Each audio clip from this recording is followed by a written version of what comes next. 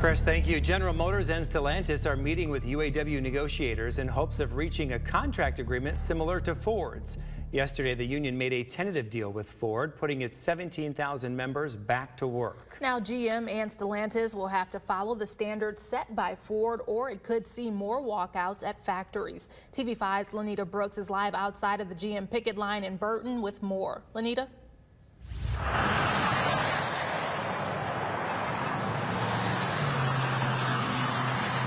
As you just said, both GM and Stellantis are returning to the bargaining table today, an indicator that this historic strike may be on the verge of wrapping up. A local expert shared his thoughts. Ford is in a position where, with their trying to separate the business into EV and internal combustion vehicle units. It's got a plan for the future, and not having a stable workforce is not helping them move that plan forward.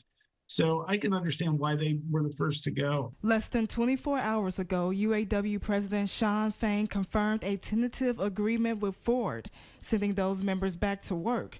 So what does that mean for the others? I asked UAW expert John Grether.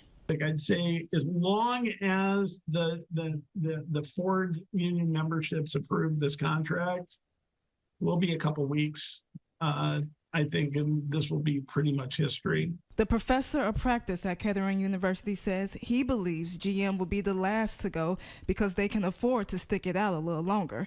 But Stellantis will be more complicated to work out.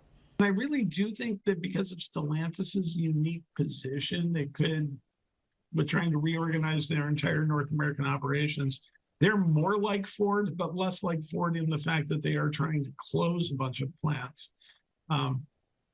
It could take a little while to work those details out, but as long as everybody's moving forward in good faith, we might get to a point where, there will be no more striking. We'll just be spending a little bit more time working out the details of the contract. The Ford agreement includes wage increases of 25%, and current temporary workers at Ford will receive a 150% increase. Grether credits Fain's leadership style. I think Fain was able to get a big piece of everything, and he particularly got very close on what he wanted for wages.